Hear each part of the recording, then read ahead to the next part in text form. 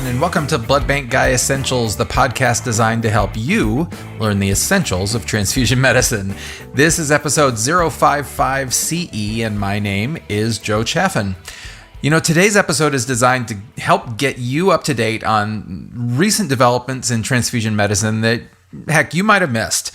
I'm going to tell you more about that and my guests, Claudia, Cohn, and Melissa Cushing, in just a second, but you should know that this is a continuing education episode. Hooray! Continuing education credit is provided by transfusionnews.com, and Transfusion News is brought to you by Biorad, who has no editorial input. This podcast offers a continuing education activity where you can earn the following types of credit. You ready? 1 AMA PRA Category 1 credit, 1 contact hour of ASCLS PACE program credit, and American Board of Pathology Self-Assessment Modules, or SAMs, for continuing certification. That's CC, formerly known as MOC. To receive credit for this activity, to review the accreditation information and related disclosures, just visit www.wileyhealthlearning.com/transfusionnews. That's awesome. Well, you know, I hear all the time from people, I don't know how you keep up with all the stuff that gets published, Joe. I got a little newsflash for you. I don't. I'm not sure if anybody really can, right? If you've ever felt like the flood of new information is just impossible for you to wrap your arms around, well, today's episode is just for you. Dr. Claudia Cohn from the University of Minnesota and Dr. Melissa Cushing from Cornell are here to talk about a paper that they were involved in that was published in April 2018 in the journal Transfusion. And the paper was called Critical Developments of 2017, and it's really just a summary of the literature from late 2016 into 2017, written by an all-star cast, I'm not kidding, an all-star cast of transfusion medicine geniuses. Claudia and Melissa are representing the AABB Clinical Transfusion Medicine Committee, and they're the ones that did this paper. And honestly, I just can't wait for you to hear it. So are you ready to catch up? I know I am. You ready? Here we go. Here's my interview with Claudia Cohn and Melissa Cushing.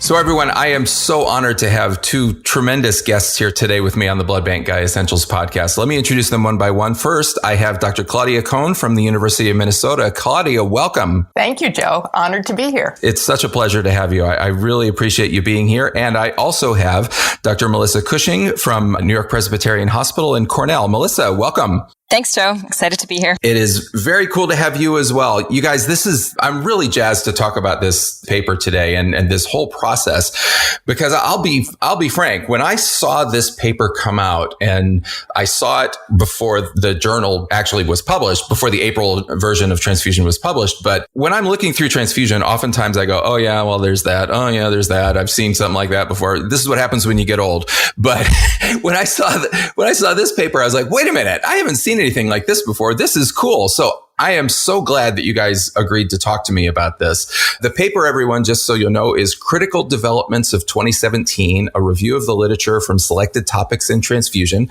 And it's a committee report from the AABB Clinical Transfusion Medicine Committee. Now, that's a mouthful for a paper. But Claudia, I wanted to start with getting just a little bit of background from you on how all this came about. How did this project come into play? How did you become involved in this project? And why are we seeing this in transfusion now? Sure. So this is part of the charge of the Clinical Transfusion Medicine Committee. I'm just going to call it CTMC to keep the mouthful down. The CTMC is asked every year to come up with 8 to 10 topics that are covered in the literature that are exciting or new, or there are interesting developments, and look at all the literature on that topic for the year, write a synopsis or a review of that literature. This isn't a systematic review. This is just a generalized review of the literature from that year with potentially background material as well. And this is for the board. So we take these 8 topics, 10 topics, write it all up and give it to the board, because the board of the AABB is composed of people from a lot of different specialties. There are people from blood centers, from hospitals, people who are specialists in molecular or immunohematology, et cetera. So they can't cover all of the information that's in the field of transfusion, but they need to be aware of it. So for years, I'm not sure how many years, the CTMC has been producing this synopsis, this critical development report for the board. We'd write this 40 or 50 page report and send it off to the board, and we never heard anything about it. So a few years ago, a few of us in the CTMC began talking about how we could make this more widely available to the readers of transfusion or to the transfusion community in general. And so a few ideas were kicked around, and one of them was, what if we just publish the whole thing in Transfusion? So we approached Paul Ness, who was editor of the journal at the time, and he said, if you can knock it down into publishable form, that is something that's roughly 5,000 words or fewer, then yes, they'd be happy to publish it. So we formed a subcommittee last year of people who would not only help to write the critical development report, but also then take the 40 or 50 page whole piece and edit it down to roughly 5,000 words. And Melissa was a key part of that process. I was part of that process. We had a few other people helping us, the editors on the project. And that's how it came about. And I've already spoken to the new editor of Transfusion, Rick Kaufman, and he said that they would welcome it again this year. So we're very excited about that. It's a big, big project. And before I talk to you, Melissa, about how you got involved in this, Claudia, I just want to make sure, is the big version of this, obviously the synopsis is available in the April 2018 Transfusion, is the big version of this available anywhere? It should be as a link in the article itself, on PubMed certainly, and within the article, that was the idea. Well, that one I actually can report on. I was able to download the Beastie, as I'm going to call it. I'm going to call it like all kinds of insulting things. I don't mean that because it's amazing, but I'm silly that way, so it makes me laugh. So my apologies for that. Beast in a good way. Beast in a good way. I Exactly. Like that. It's the beast. That's for sure. So Melissa, from your perspective, from the committee's perspective, how do you guys hope this project, this summary gets used by people? Joe, that's a great question. So we thought about this a lot in the committee, and I think we all have a problem keeping up with all the literature in transfusion medicine. Even though it's a very specialized field, we are fortunate to have tons of research being published every year.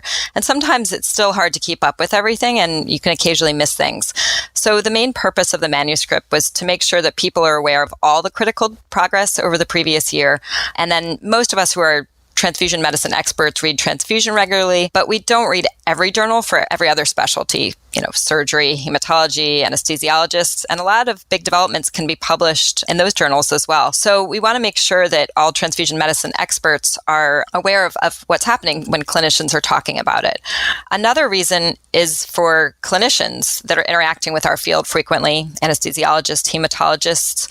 It gives them a snapshot of everything that happened during the year and keeps them up to date. And the beauty of this being part of a large committee for ABB is that, as Claudia mentioned, we have a huge number of people on the committee, and everyone on the committee reviews it. So if somebody misses something in one of the sections, a committee member will step up and say, oh, did you see this paper that was in the New England Journal or this paper that was in Lancet? So I think it gives you a broad, very thorough look at what happened. And then, of course, finally, for our trainees, it's really important, our TM fellows, our residents that are interested in going into transfusion medicine, to be aware of how the field is moving. That's great. I think it really serves all those purposes really, really well. So we've got a lot to talk about today. And folks, as I said, that this article is published in the April 2018 edition of the journal Transfusion. You can find it there. You can read through. I will have the link available on the show page for this episode. So just go to bbguy.org/podcast, find this episode, and you'll see the link there. So there are 7 big areas that you guys covered in the synopsis. And so I would like to start, if I could, with, we're not going to go quite in order, by the way, of the paper, everyone. So we're going to start actually with Melissa. And Melissa, we're going to have you discuss the topic that has the heading of reversal of bleeding in hemophilia and for patients on direct oral anticoagulants. So Melissa, with that really long preamble, what did you find? Okay, thanks, Joe.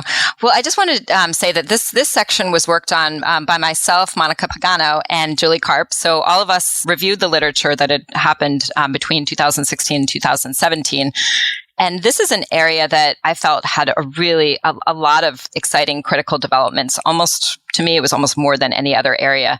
There were huge improvements in both sections, the ability to reverse bleeding for hemophilia, as well as the direct oral anticoagulant reversal.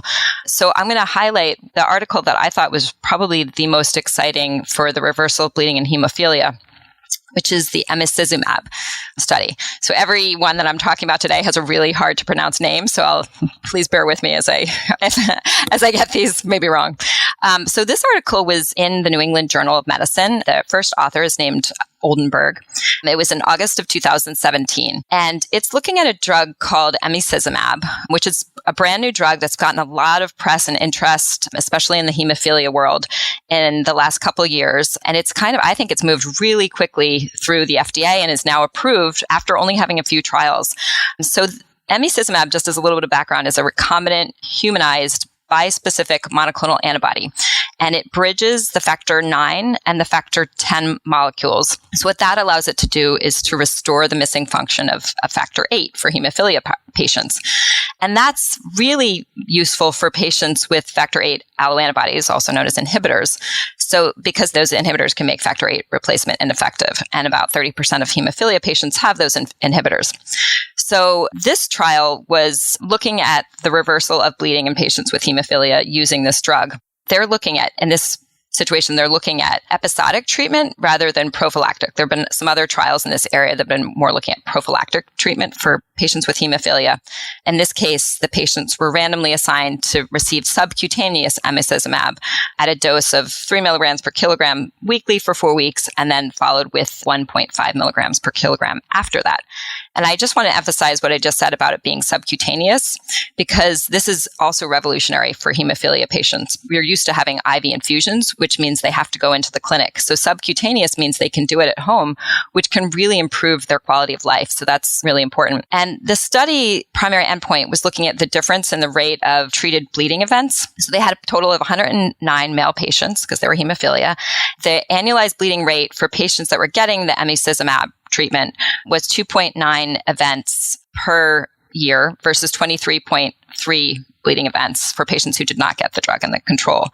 So it was a very successful study. Yeah, this is changing the game in hemophilia treatment. But I did want to point out a couple things about, so emicizumab has, since this trial was published, has now been approved by the FDA for patients with hemophilia who have developed resistance to other treatments.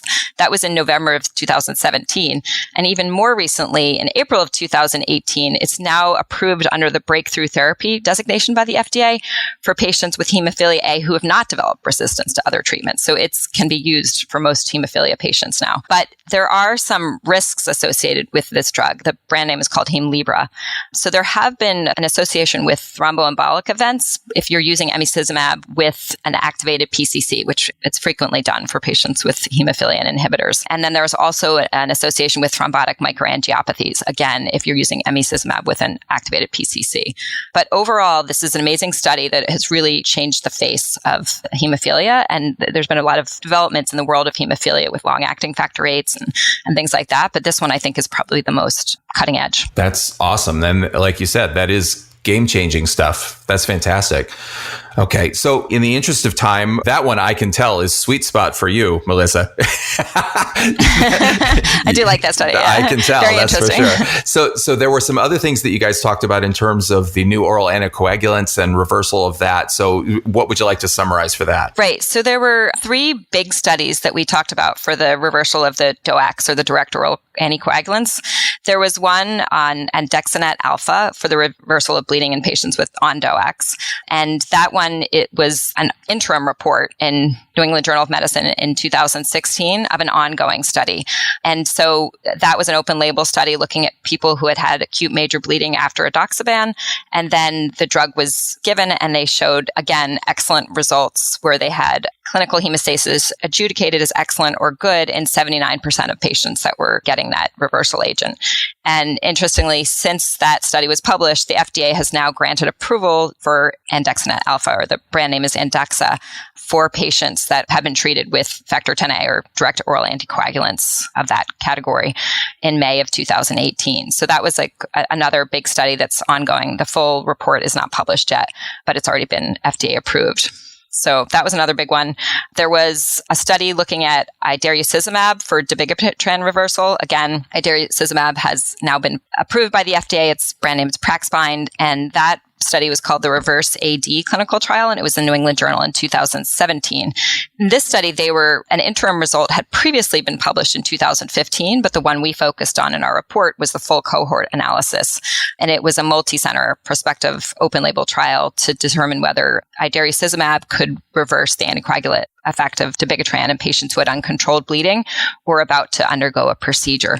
So they enrolled over 500 patients and found that idarucizumab could rapidly and durably and safely reverse that anticoagulation effect, which was, again, this is a new drug that everybody, I think most hospitals are now starting to use this. I know our pharmacy stocks it, and that's how we now reverse dabigatran, which is great because we didn't really have a good option before that. That was the problem. Yes. That's all very, very interesting for those of us that deal with that on a near daily basis, it feels like. But as you said, it's nice to have potential options coming down the road for these direct oral anticoagulants that have been a real challenge for us since they've been introduced. And I really appreciate you taking us through that. So we need to move on and talk with Claudia about the duration of RBC storage. And I think, Claudia, most of us in blood banking world have, well, I'm going to speak for myself. Perhaps we've gotten a little bit of age of blood fatigue over the last few years because there's been a lot of discussion, a lot of talk. And I'm going to open the floor to you to just take this wherever you want to go.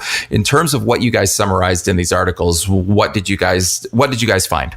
Sure, Joe. Well, I understand why you might have had some fatigue over this subject. It's been in the news and a big deal since about 2008 when Colleen Koch came out with, I think, the first major article on this topic in the New England Journal of Medicine.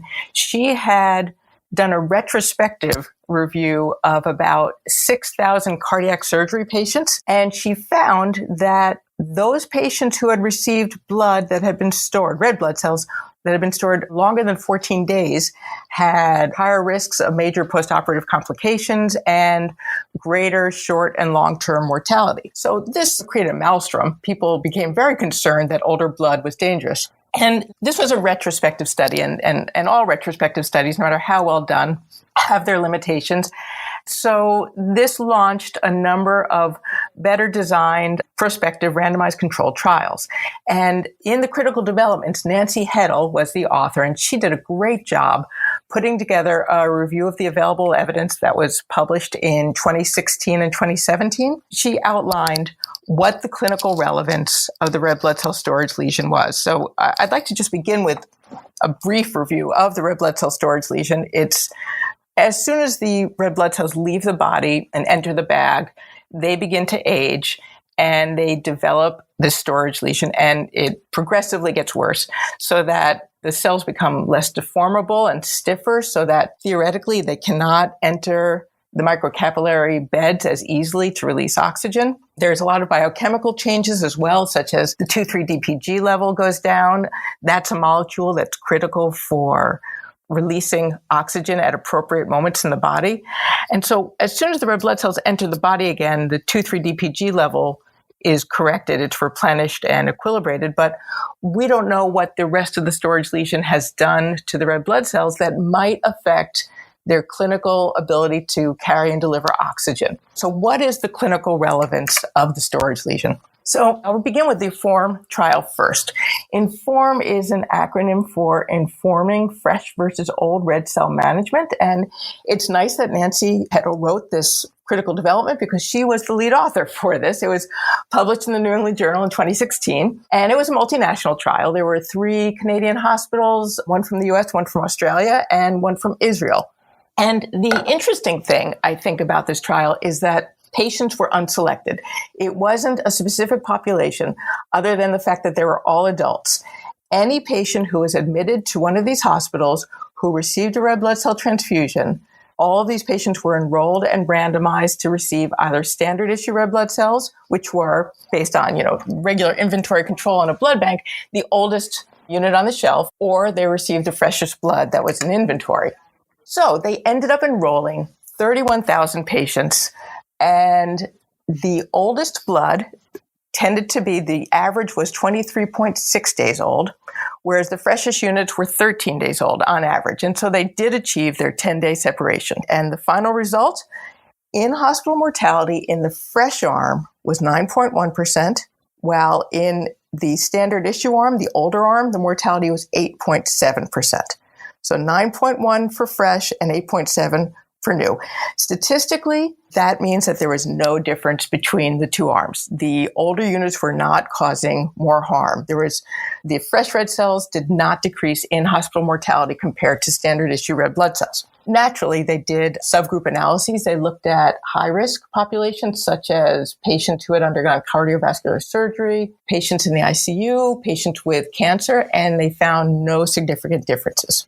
They also looked at those patients that received the very oldest unit, patients who received units that were between 36 days and 42 days old, and they found that there was no difference either. There was no evidence of harm from these older units. If I can interject there, Claudia, I think that was kind of the initial criticism of Inform was in its first version, people said, well, 13 days versus 26, whoopee-doo. We want to know about the 35 to 42. And as you said, that sub-analysis helps with that. Yes. And I'd like you to hold on to the fact that in the fresh arm, even though there was no statistically significant difference between the 9.1% and the 8.7%, the fact is 9.1 is a larger number than 8.7. I'll be returning to this fact a little bit later. So now let's move on to the Transfuse trial. This was another massive trial that was led by Dr. Cooper from Monash University in Melbourne, Australia. And there were 59 centers that participated from Australia, Saudi Arabia, New Zealand, Finland, and Ireland. So really multinational. And these were patients who were admitted to the ICU. So the trial design was very similar to Inform, young versus old units. The primary endpoint was 90-day mortality. The patients were all adults, and they were enrolled in the trial if they were expected to stay in the ICU for at least 24 hours and were supposed to receive a red blood cell transfusion. They also had a good separation in the age of the red blood cells. The short-term group, the younger group, the mean age of the red blood cells was 11.8 days versus the older red blood cells were 22.4 days. So again, they got that at least a 10-day separation. When they compared the two groups, they were similar about many things. They received roughly the same number of red blood cells. They received roughly the same number of other components. And the final result, at 90 days after randomization, death had occurred in 24.8% of the short-term group and 24.1% in the long-term group. So just a 0.7% difference. And that was, statistically speaking, no difference whatsoever. So again, same sort of conclusion as in the Inform trial. They also went back and looked at the patients that had received the oldest units, those stored from 35 to 42 days. And just like in the Inform group, they found no differences in outcome. However, they do mention in limitations in the study that there were very few patients who received those older units, so they can't really comment on this in any significant way. They also looked at severely ill patients, those with Apache scores of 3, which is a way of grading clinically ill patients. And they found that these patients who were critically ill, who had received the freshest available red blood cells, had a higher mortality rate than those who received older units. And this was a trend. It wasn't a significant finding, but as I said, I'm going to come back to this.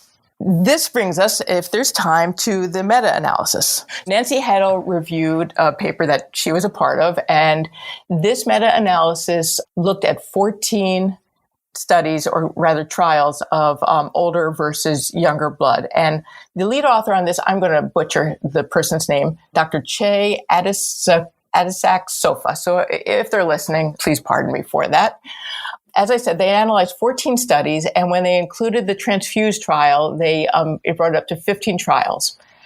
And they found that there was no difference. The transfusion of fresher blood does not reduce mortality compared to blood stored for longer periods. So hopefully this puts an end to all the questions about this, but it brings up a new question. And that is, they found that in 10 of the 15 trials, there was a trend towards higher mortality when fresh blood is transfused. So I think it's pretty ironic that this all started with older units and now they're finding some harm with younger units. And I want to end by saying red blood cell transfusions are really, really safe.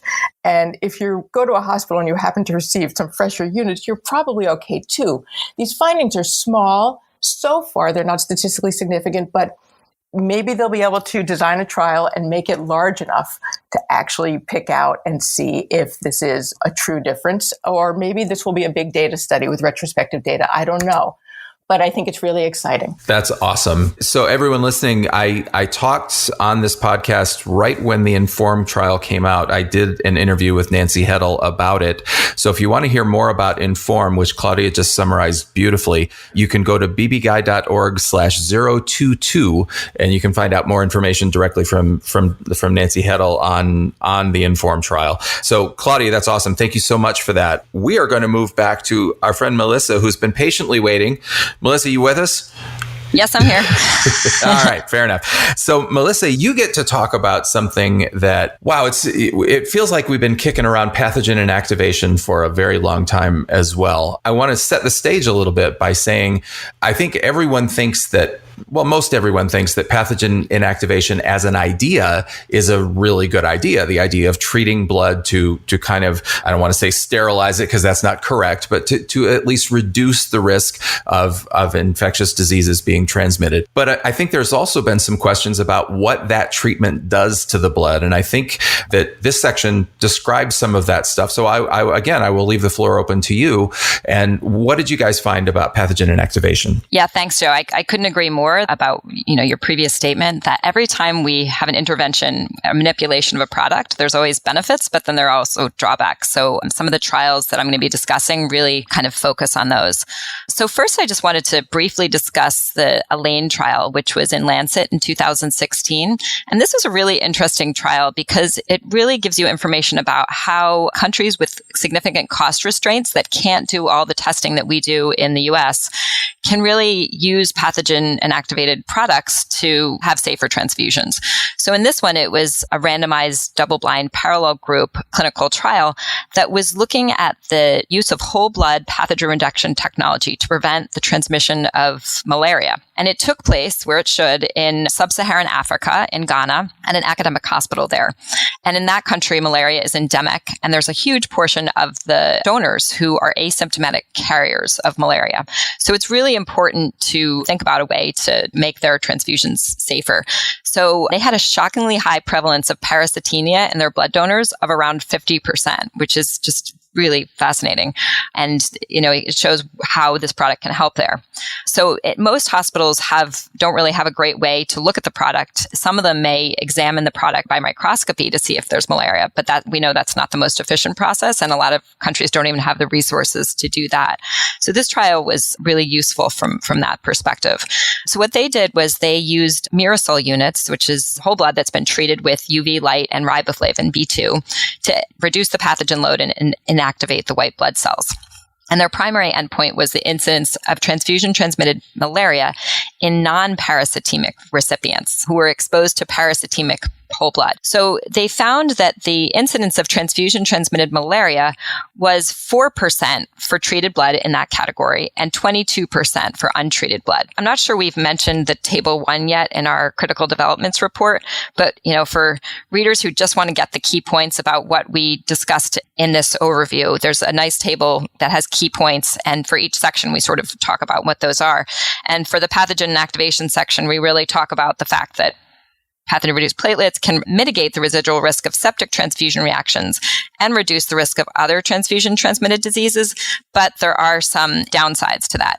And the 3 clinical trials that are discussed here, that were all published between 2016 and 2017, in addition to a meta-analysis that was, the lead author was Estcourt, they all kind of highlight the same points. So the 3 clinical trials were very similar, which was interesting because they were all conducted by different countries. They were all multi-center, but they all used a similar approach. So they all had primary endpoint of % of patients who developed the WHO or World Health Organization grade 2 bleeding or more.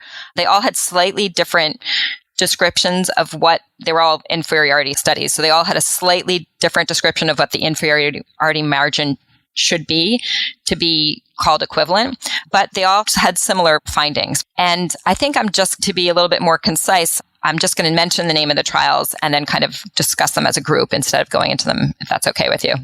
There was the Rubella trial, which was in transfusion in 2017. That was an interesting one because the 2 main manufacturers of pathogen-reduced platelets worked together with the Italian Ministry of Health and conducted that trial. They didn't compare directly to each other, but the study design was the same for both. And then there was the Prepares study, which was by Vandermeer, and that was again a multi-center trial in multiple countries, including some centers in the United States. And then the last one was the FEPAP study, which was funded by the French Ministry of Health and again had the same primary endpoint as the other 2. So just to summarize all of them, they were all conducted in hematology patients with thrombocytopenia, so most with heme malignancies. And as I said, the primary endpoint for all was WHO grade 2 bleeding. So Rubella et al. Found that there was more grade 2 or higher bleeding for both Intercept and for Mirasol versus standard platelets. However, they found that this was not statistically significant. But unfortunately, that study did not achieve the power that they needed. So we can't really draw any conclusions from that information. The Prepares study only found a 3% difference in grade 2 or greater bleeding in their intention to treat protocol. And that was not a significant difference. But when they looked at the per protocol group, they found a significant difference of 8% between the 2 groups. And then FEPAP found that for the per protocol assessment, there was higher grade 2 bleeding they actually had 3 groups in theirs. They had a group that had pathogen reduction in pass platelets versus standard platelets versus platelets just in pass. And what they found was for their per protocol assessment, there was higher grade 2 bleeding for the PR pass platelets than standard platelets, but the PR platelets were equivalent to platelets in pass. So there may be some effect of the pass itself and not just the pathogen-reduced process. So these are interesting studies. And the other main study we should compare this to was the SPRINT trial, which is McCullough et al. In Blood in 2004. And in that study, they reported non-inferiority between the level of grade 2 or higher bleeding. But in that study, they did find more mean days with grade 2 bleeding. However, that's really been controversial about whether that's actually true or not. So, I mean, I think what this tells us is that we really need to think carefully about the pros and cons when we're implementing a process that, we know reduces the risk of bacterial contamination, for example, but also the meta-analysis that we present in the paper also looks at whether these patients could potentially be more platelet refractory and have less good of an increment. And then the thing we worry about the most is, do they have more bleeding? Because, that's really the main point of our platelets is to try and prevent that. You take the good sometimes with the maybe not so good, and you have to figure out what works best and ultimately make a decision on that. Right. Yeah. I mean, I think that's the challenge of a transfusion committee in a hospital, the medical director of the blood bank. You kind of have to all discuss that, make sure everybody's aware of the pros and cons, and then make your decision. There's also, I didn't mention the financial impact, but that also needs to be considered. Well, yes, as someone who's directing a blood center right now, I can tell you that when we talk about pathogen-reduced products with our hospitals, when the discussion gets to that point, eyebrows are raised and there's a little bit of surprise. Oh, there's a cost difference. Oh, okay. It changes things for sure. Someone has to pay for it, right? Exactly. Yes. Okay. So, Melissa, thank you so much for that summary. That's outstanding. We are going to head back to Claudia. And Claudia, you get to do one that, as I said, I direct a blood center right now. So I'm fascinated by the advances that have been made and the discoveries that have been made, in some of which we're not sure what they mean yet, in terms of blood donor characteristics and patient outcomes. So why don't you take us through that? In a nutshell, the authors of these different studies looked at quality data from blood centers and asked, is there a difference in blood donor characteristics that would create a clinically relevant change in the quality of the red blood cells that are delivered? And what they found seems to suggest that in some cases, all red blood cell products are not created equal. So we always knew that like women have lower hemoglobin than men, and so male donors tend to have higher hematocrits and higher total hemoglobin. We've also found, of course, that multiparous women giving plasma, that can lead to trolley. So we know that there are essential differences and risks based on gender or based on the specific donor. But there are other things that are maybe you don't expect, such as male donor-derived products. They consistently have higher levels of hemolysis compared to units from females. And this is true regardless of processing methods. And so in 2010, researchers decided that they were going to look at a large database from Scandinavia, the Scandinavian Donation and Transfusion Database, also known as the SCANDAT. And they did what was called the plasma study. They said, we know that plasma causes trolley, so what other things might be going on? So they looked at plasma preparation methods and storage time.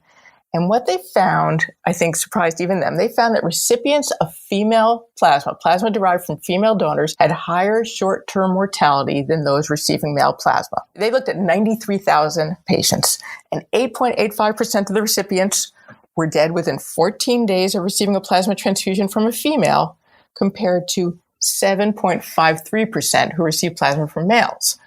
So, what's going on here? Does this have wider implications? So that, of course, led to the next study, which was in 2011, and that was out of the Netherlands. The Dutch, they also had a huge cohort, not as large as the SCANDAT, but they looked at 11,000 patients and 96,000 transfusions. Overall, looking at all 96,000 transfusions from female donors were not associated with increased mortality. That sounds like a relief. But when they analyzed the single donor recipient cohort, mortality was increased in male recipients of female blood. This effect was significant, statistically significant at 1 month follow-up. They could also see it at a 5-year follow-up, but it was no longer statistically significant. It was a weaker signal. But they found the converse wasn't true. Females receiving male blood did no worse. So, retrospective study, large cohort, a lot of limitations. But of course, it led to more studies. 2016, 3 more studies came out that were all in cardiovascular surgery patients. 2 were from Sweden, 1 was from France. One of the Swedish studies found increased mortality, but if there was a sex mismatch transfusion, male to female or female to male. But the French study and the second Swedish study did not find anything. So then we go to the next study, which is even larger. In 2016, Chass et al. Came out with a retrospective study of 30,000 transfused patients who had received over 188,000 red blood cell transfusions. And this study found that for each additional transfusion from a female donor, it was associated with a small but statistically significant increase in the risk of mortality. They also found that the same sort of increased significant risk was if you got blood from younger donors. If the blood came from a donor 17 to 19 or just shy of 20, the risk was highest. But if it came from a donor 20 to just shy of 30 years old, the effect was weaker, but still could be seen. And they also found that blood from older donors was not protective. So let's sum this up with the last study, which is the largest yet. And that came out in 2017. This was Edgren et al. And they went back to the SCANDAT database and they said, let's just pull it all and see what happens. So using the SCANDAT database, they pulled data from 968,264 recipients. Holy cow. And they found that donor age and sex were not associated with recipient mortality in patients receiving red blood cell transfusions. So is this the final word? I doubt it. There was a meta-analysis in 2016 by Chass, the same author that came out with the study I referred to just before. And they found that there was increased overall, looking at all the different trials or retrospective data pulls that they could, that there was an increased 90-day and 6-month mortality for males receiving blood for females. But the quality of evidence was low to very low. So they really couldn't make any conclusions based on the meta-analysis, but there it is. There seems to be a signal out there, and it's left up to researchers to figure out if it's real, and if so, why. Got it. That's really fascinating. There's a lot more I know that you could have gone into there, but in the interest of time, we should move on and just leave it at that. But thank you so much for that. That's really cool stuff and a little bit frustrating stuff. I will have to admit that. I agree completely. Yes. Well, so Melissa, you get to bring us something that I always find interesting and exciting. And I think that pediatric transfusion medicine in general, for a lot of us that don't practice it every day, it sometimes feels a little out of the comfort zone. I mean, I've had multiple conversations with people like Cassandra Josephson, who tells me that you can't just translate what you know about adults into little babies necessarily. So I am really interested to hear what we found in your look at 2016 and 2017 in pediatric transfusion medicine. Yeah, thanks, Joe. That's a great segue into this section. I just wanted to acknowledge that this section was written by Ruchika Goyal, Ajay Purambetti, Phil Spinella, and David Friedman. They did a great job with providing a lot of information in this section. I'm just going to talk about a couple of the interesting ones that they presented. And the first one I wanted to talk about was the CHILL study. And this study has not been fully published yet. It was published in the ABB oral abstracts. It was presented at the 2017 meeting by Brian Spencer. And the CHILL study stands for Comparison of History of Donation and Iron Levels in Teen Blood Donors. And so I think that really illustrates your point well. So can we apply everything we do for adult blood donors directly to our pediatric high school blood donors who make up 10% of our blood supply? So we really need them because they provide us a lot of blood, but should we be treating them differently? So this interesting study looked at the ferritin levels in high school blood drives from 2015 to 2016. So they did have some adults in those blood drives, and then they had the population they compared to, which is the 16 to 18-year-olds. And they found that the 16 to 18-year-olds had a 28.6% rate of having low ferritin. And the teen blood donors were 3.3 to 4.7 times more likely to have ferritin levels less than 26 than the adult blood donors who were age 19 to 49 in that category, or in those collections. And the pediatric donors were 2.1 to 2.6 times more likely to have absent iron stores, which they defined as less than 12 nanograms per milliliter in that study. So what was interesting was, you might say, okay, are we depleting them? And is that why they have low iron? But many of the teen donors were iron depleted even at the first blood donation. So that may reflect more the age, their diet, things like that, than actually being related to the blood donations. So what do we do about that? Well, there's also another study presented at the ABB meeting last year where Ralph Vassallo reported a blood system study that looked at an intervention in teen donors with low ferritin. And for those, they advised taking some iron for 60 days after the diagnosis or having longer deferrals for females and males that are in that teen donor category. So those, we're waiting for the final publications to come out to find out their final conclusions. But those are interesting things that we need to be thinking about as a field. Are we being cognizant of this problem that we found in pediatric donors, and are we treating it appropriately? So that's information that we'll still find coming, but super important. So that was the CHILL study. There was a great meta-analysis by Amy Keir and Simon Stanworth on the adverse events of red cell transfusions in neonates. And they provide great information for all of those of us with a pediatric patient blood management program.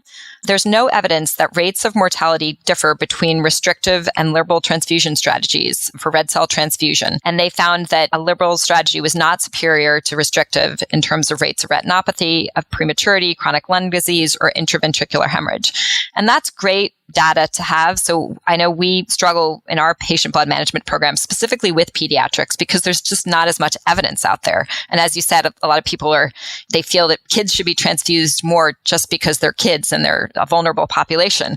But there's really not much evidence to support that either. So I think for a lot of us that struggle with pediatric PBM, this is a nice study that we can go to and say, okay, here's some evidence for neonates. Because sometimes we have them requesting transfusions for sky-high hemoglobin, and it's just, it's a tricky one. The other one I wanted to discuss is the British Committee for Standards in Hematology published a very nice set of guidelines on transfusion in neonates and older children in December 2016. This was a revision of their previous work from 2004. And this is especially useful because we don't really have that many guidelines for pediatric transfusion medicine. So again, this is help for PBM committees. And there was a nice guidelines published by Sue Rosette back in 2002, but this has been many, many years since that was published. So it's nice to have something fresh and new that we can use to refer to our clinicians. So that was the highlights I had for pediatric. Excellent. And everyone on the show page for this episode, I will make sure that there is a link to that British Committee for Standards in Hematology guidance that Melissa just mentioned. I agree with you. I thought that was really, really good and very, very useful. So, okay, awesome. Claudia, we are back to you, and you have, this could be a big topic, but we'll see where you go with it. This is on the transfusion approach to hemorrhagic shock. What did we find there? Well, this section was put together by Phil Spinella and Ruchika Goyal, and it covers many aspects of transfusion support for patients in hemorrhagic shock. But in the interest of time, I'm going to keep it fairly narrow and just give an overview of what was presented. They began with a review of the major trials that have been done in this field, and that includes the CRASH-2 trial and the PROPER trial. CRASH-2, I don't know what these acronyms stand for, but it was an international trial. It was huge, 48 countries, 274 hospitals, and it looked at tranexamic acid use in massive transfusion protocols. So it's an antifibrinolytic agent, and patients were randomized to either receive tranexamic acid or a placebo. The primary outcome was in-hospital mortality within 4 weeks of injury, and they found that all-cause mortality was significantly reduced with tranexamic acid when it was given early in treatment. Now, there have been other trials since then on tranexamic acid, but again, on the interest of time, I'm not going to discuss those.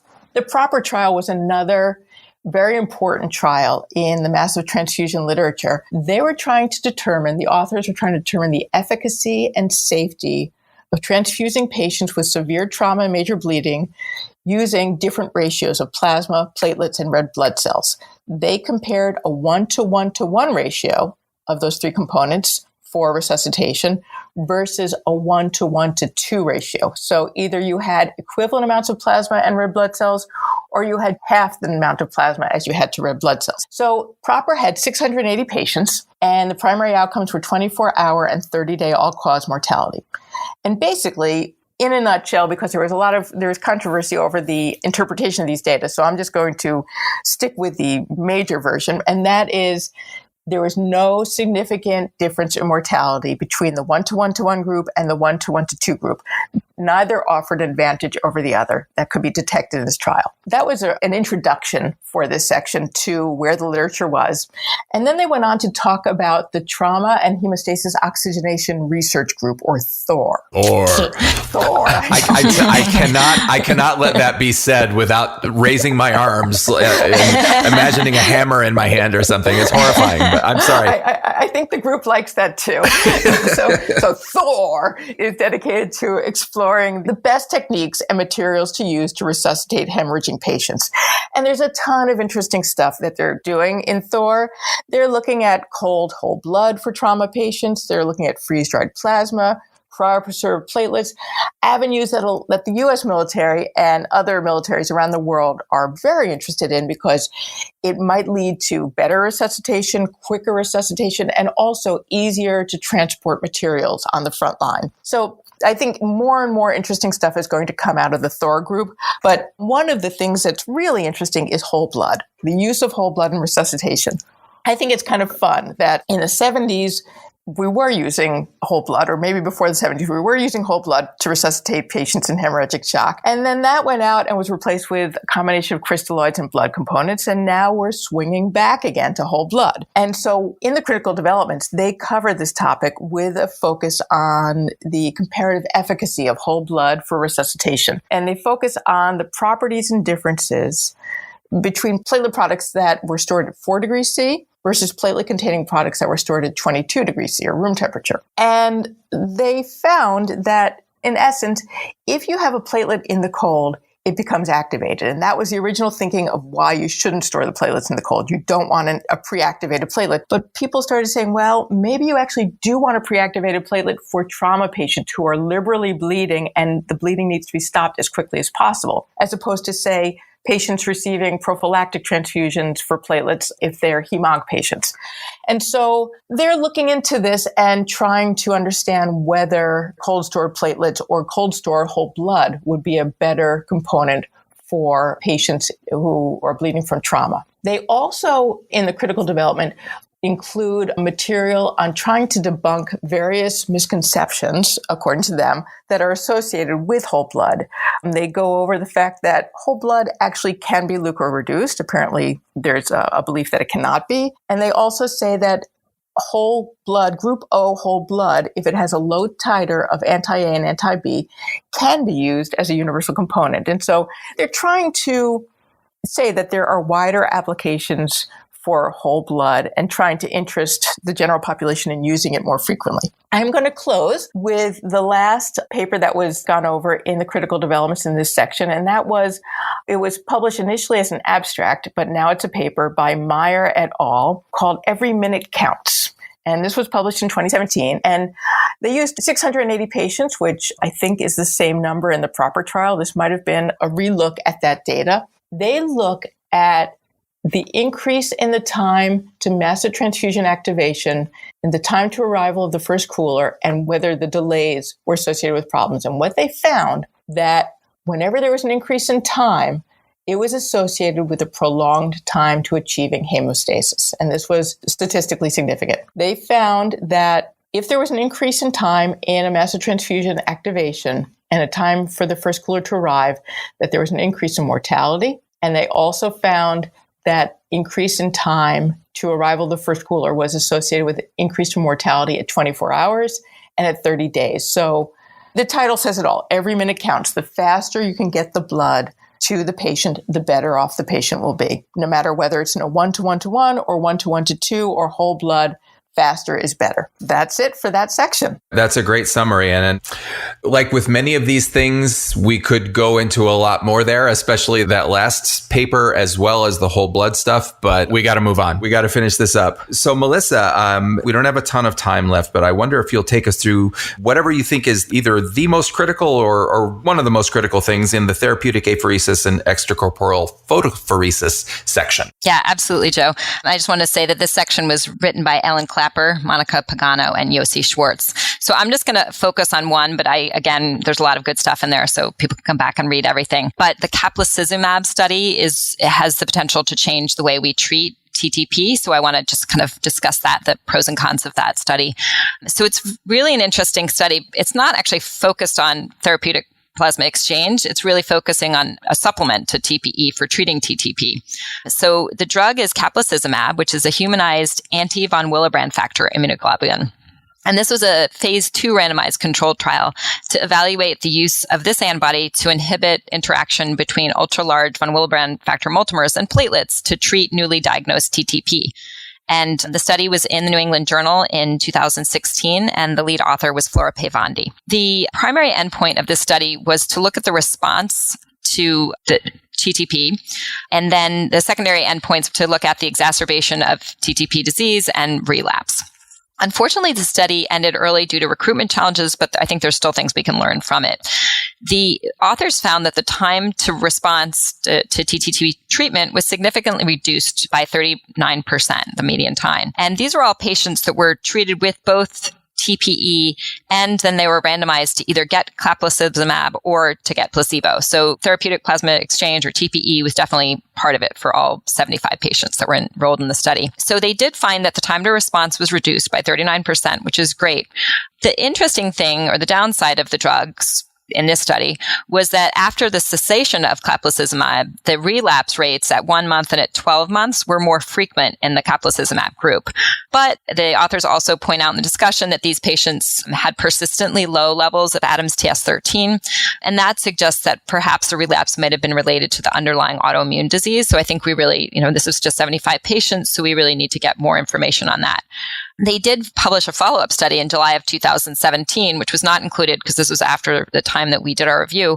But in that study, they showed that caplacizumab reduced the frequency of major thromboembolic events, exacerbations, and death in patients with acquired TTP.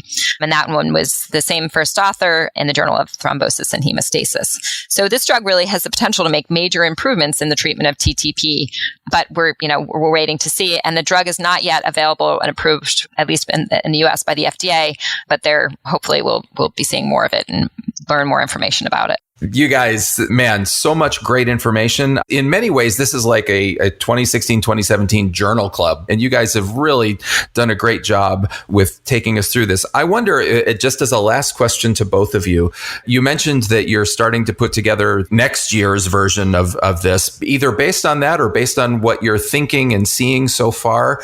I'll throw it to both of you. If you could pull out your crystal ball. What do you think we might be talking about this time next year when we're talking about the new developments? That's a great question, Joe. We have a list of topics that we are developing right now, and they include blood donor characteristics and patient outcomes again, transfusion therapy and coagulation, transfusion approach to hemorrhagic shock and mass casualties, platelet transfusion and pathogen inactivation, pediatric transfusion medicine, apheresis and extracorporeal photopheresis. And here are some new ones: emerging infections and testing, cellular therapies, which is not strictly our territory, so we're still thinking about that, but there's a lot in that area.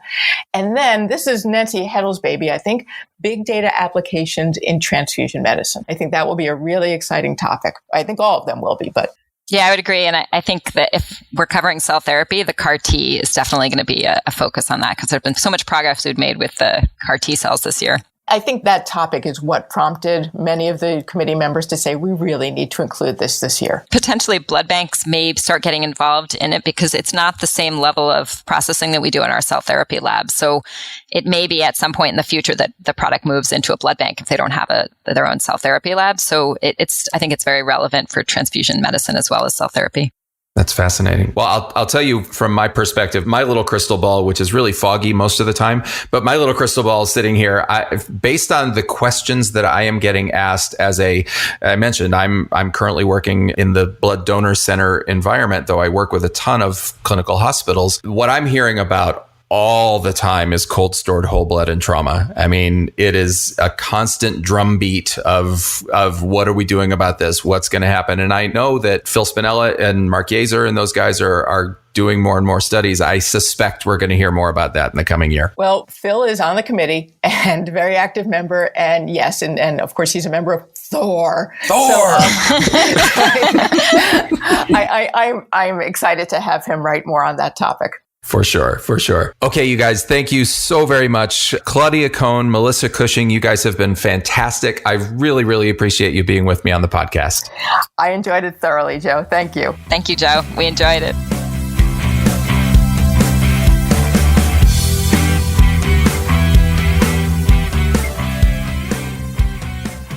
Well, thanks for hanging out. If you are getting continuing education credit for this episode, you have earned it. Congratulations. Don't forget, go to www.wileyhealthlearning.com/transfusion news to get that free, totally free continuing education credit. You can also find references and other stuff on the show page for this episode. That's at bbguide.org/055. And if you have a chance, go to Apple Podcasts and find this podcast and give it a review. I would really, really appreciate that. So the previous episode, which was an interview with Dr. Nicole Draper on ABO discrepancies, is proving to be very, very popular. I hope you've checked it out. If you haven't, go to bbguide.org/054. Finally, the next episode, which is coming in a couple weeks, will be another continuing education episode, believe it or not, featuring the return of the brilliant Dr. Jeannie Callum. She and I will discuss the often confounding topic of transfusion in patients with liver disease. That's coming, as I said, in a couple of weeks. But until then, as always, I hope that you smile and have fun, and above all, never, ever stop learning. Thanks so much for being here. We'll catch you next time on the Blood Bank Guy Essentials podcast.